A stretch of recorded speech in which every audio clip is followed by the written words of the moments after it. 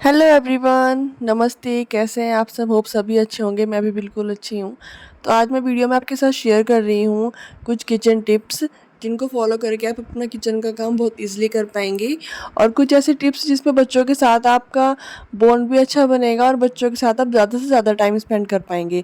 अब आपकी ये शिकायत बिल्कुल नहीं रहेगी कि पूरा दिन मैं काम करती रहती हूँ, बच्चों को टाइम नहीं दे पाती, या फिर बच्चों को किस तरीके से हम टाइम दें और किस तरीके से उनके साथ टाइम स्पेंड करें ताकि वो भी हमारे साथ अच्छे से एंगेज कर पाएँ।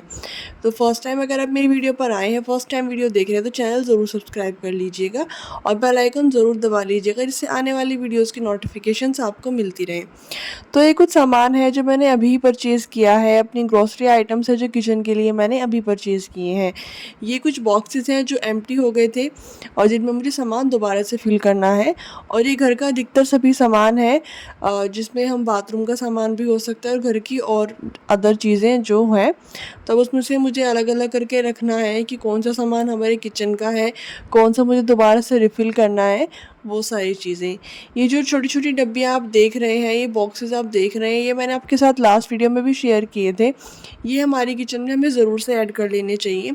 वो इसलिए कि कुछ छोटी छोटी चीज़ें ऐसी होती हैं जो हमें रखने में प्रॉब्लम होती है, या फिर उनको कहाँ रखें हम यही सोचते रहते हैं। तो कुछ जो मसाले के डब्बे होते हैं या हींग की डब्बियाँ होती हैं, उनको तो मैं कभी मतलब नहीं किसी और चीज़ में रिफ़िल करती हूँ, उनको मैं उन्हीं में छोड़ देती हूँ, क्योंकि वो इतने जल्दी ख़राब नहीं होते। और मोस्टली मेरे जो मसाले हैं ना, वो जल्दी जल्दी लगते रहते हैं। खाना बनाना मुझे बहुत पसंद है और अच्छे तरीके से बनाऊँ, ये भी पूरी कोशिश करती हूँ। चाय का मुझे बहुत शौक़ है और चाय की अलग अलग वैरायटी आपको मेरे पास ज़रूर देखने को मिलेंगी। तो चलो अब हम सामान रिफ़िल करना शुरू करते हैं। तो ये छोले का ही बॉक्स है जो रखा हुआ था, देन अब दोबारा से रिफ़िल करना है। तो अधिकतर हमारे पास जो बॉक्सेस हैं वो रखे रहते हैं। इसी तरीके से अगर आपके पास घर पे बॉक्सेस रखे या उनको अच्छे से आप क्लीन करिए, या फिर कई बार हमारे घर पे पुराने बॉक्सेस भी रखे होते हैं, बट हम देख किसी और के किचन में देख के या फिर वीडियोस देख देख के हमें लगता है कि हमें हमारे घर में न्यू ऐड कर लेने चाहिए। अगर आपके पास स्टील के बॉक्सेस रखे हैं पहले से ही, तो आपको क्यों नहीं परचेज़ करने। मैं तो अपने स्टील के बॉक्सेस को बहुत अच्छे से यूज़ कर रही हूँ और बहुत काम आते हैं। कुछ सामान ऐसा होता है कि जल्दी जल्दी हम अपनी किचन साफ़ करनी होती है, तो हम एकदम से उन्हें उठाकर भी रख देते हैं, किसी को दिखाई भी नहीं देता। तो अगर ये ट्रांसपेरेंट बॉक्स आप यूज़ करते हो, इसमें आप वो काम नहीं कर पाते बिल्कुल भी, इसलिए मुझे स्टील के बॉक्सेस ज़्यादा पसंद है। तो आपके पास भी अगर इस तरीके के बॉक्सेस हैं तो आप उनको रीयूज़ कर सकते हैं। अगर कुछ ऐसे बॉक्सेस जो मार्केट में किसी सामान में आते हैं, तो उनको लोगो उतारिए और उनको आप यूज़ कर लीजिए। क्यों ही चीज़ों पर पैसे वेस्ट करना। ये छोटी छोटी डब्बियाँ किचन में बहुत काम आती हैं, इलायची रखने के, जीरा रखने के, या फिर कोई छोटा मोटा सामान ऐसा होता है जैसे हमारी राई हो गई जिसका हम छोंक लगाते हैं, है ना। तो हमारी सरसों हो गई, वो सारी चीज़ें हम इनमें उठाकर रख सकते हैं। और इनके साथ तो छोटा सा स्पून भी आया है। तो लेकिन अब जब भी ये इस तरीके के बॉक्स लेकर आते हैं, उनको रिफ़िल करने से पहले उनको वॉश करना ज़रूरी होता है। जैसे आपने देखा कि मैंने कुछ भी सामान उनके अंदर नहीं भरा है, वो इसलिए कि मुझे पहले इनको वॉश करना है, देन मैं इनको फिर रिफ़िल करूँगी। वो मैं आपके साथ शेयर करूँगी अपनी नेक्स्ट वीडियो में कि इनमें मैं क्या रखने वाली हूँ, तो आप मेरी नेक्स्ट वीडियो में देखेंगे। इस तरीके से जब भी आप अपने ग्रॉसरी आइटम्स लेकर आते हो, उनको साथ साथ बॉक्सेस में रखना, वो एक हमारी ड्यूटी भी है और हमारी रिस्पॉन्सिबिलिटी भी है। वो इसलिए क्योंकि चीज़ें रखी हुई बहुत मैसी लगती हैं और आपका किचन बहुत मैसी लगेगा कि सामान अगर इस तरीके से ही आपके पॉली बैग्स में रखा रहेगा। और ये कंटेनर्स मेरे पास काफ़ी वैराइटीज़ के हैं, मेरे पास स्टील के भी हैं, प्लास्टिक के भी हैं, कांच के भी हैं।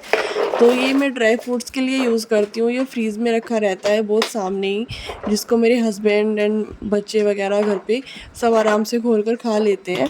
तो ये इसलिए मैं बिल्कुल सामने रखती हूँ। और जो खाने पीने की चीज़ें होती हैं, उनमें मैं कोशिश करती हूँ कि ट्रांसपेरेंट जो मेरे पास कंटेनर्स हैं मैं वो यूज़ करूँ। वो इसलिए कि उसमें खाने पीने का सामान रखा हुआ दिखता रहता है। ये सामान हो गया मेरा सारा स्नैक्स का। अब हो गई है शाम। अब हम बात करते हैं बच्चों के साथ एंगेज होने की। तो हम आजकल क्या मैं देख रही हूँ और हम सभी देख रहे हैं एक्चुअली, कि बच्चों को अगर कुछ फरमाइश होती है तो मार्केट से लाकर हम पूरा कर देते हैं। कभी कभी जाना सही है क्योंकि टेस्ट बच्चों को हर तरीके से हमें देना चाहिए, बट आप कोशिश करिए कि चीज़ें घर पर ही उनके लिए बनाइए। और घर पर बनाएंगे तो हमारे घर के घी से वो सारी चीज़ें बनेंगी, घर का हम ऑयल उसमें यूज़ कर रहे हैं और हमें पता है कि हमने इसमें क्या क्या इंग्रेडिएंट्स यूज़ करे हैं, उनको क्या नुकसान देगा क्या नहीं, ये चीज़ हम खुद तय कर पाएंगे। उसमें बाज़ार से अगर आप कुछ ला कर देते हो, कुछ भी आपके कंट्रोल में नहीं होता।